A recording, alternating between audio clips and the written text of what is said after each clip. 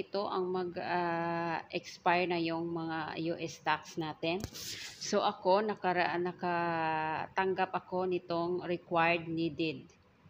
Action needed, your US tax form will expire at the end of 2024. Resubmit it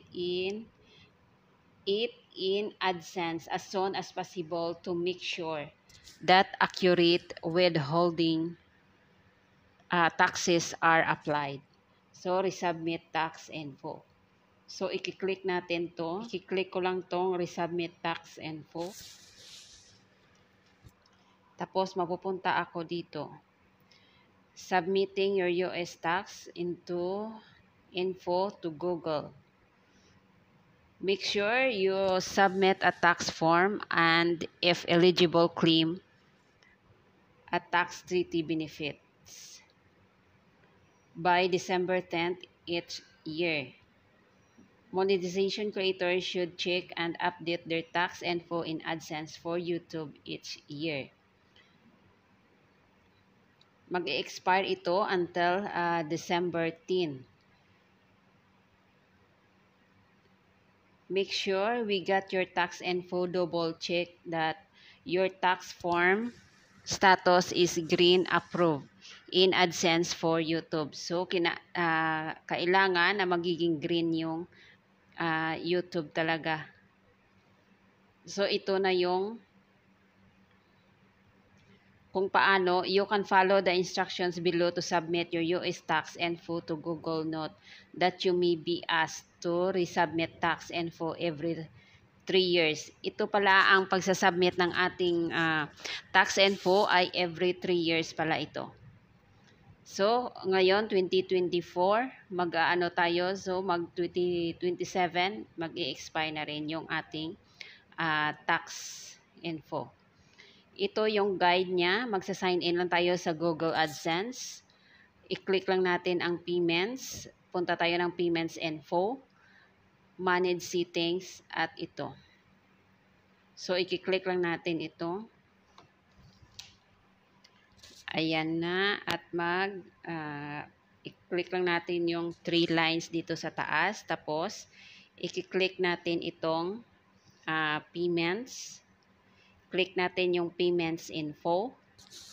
Click lang natin itong punta lang tayo sa Philippines. Tapos punta tayo dito sa manage settings. Ayan, tapos hanapin natin ang United Tax Info. Pero kung magpapalit tayo ng ating address, anuhin lang natin yung ating address. But make sure na kung magpalit tayo ng ating address ay kapareha doon sa ang address lahat. Ayan na, at saka pinalitan ko na yung aking address dyan. Dito tayo sa Manage Tax Info.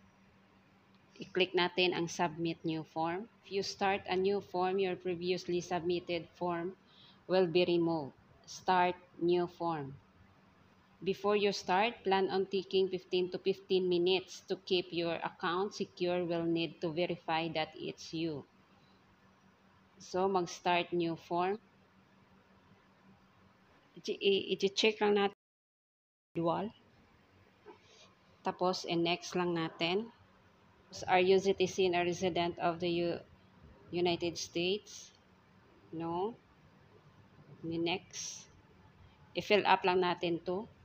Select W8 tax type based on your previously selected answers at W8 form is needed.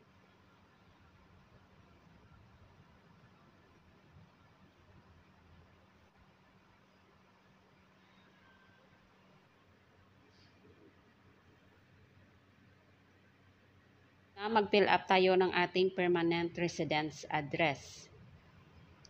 Ang ating country ay Philippines. Make sure that this information is exactly as same as on your tax documents and that the form is signed by an authorized representative of this. Check nyo lang ito kung tama ba ang inyong address, ang inyong postal address, ang inyong mailing address or permanent address. Are you claiming a reduced rate of withholding under a tax treaty? I put no, and then next.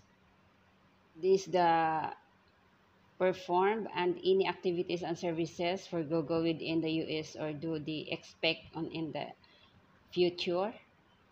I put no. I certify that the services provided to Google or its affiliates will be performed outside the US and that labor or capital. I certify. I accept the paperless delivery agreement. Get documents by post.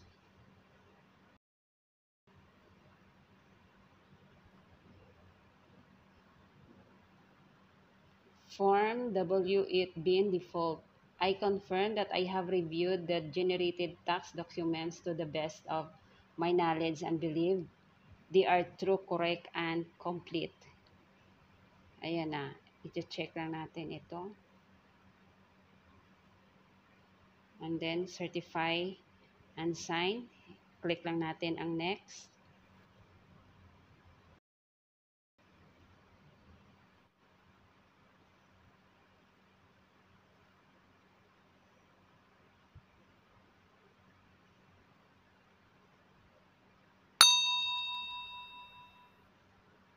At ayan na, your tax info has been accepted. Yay!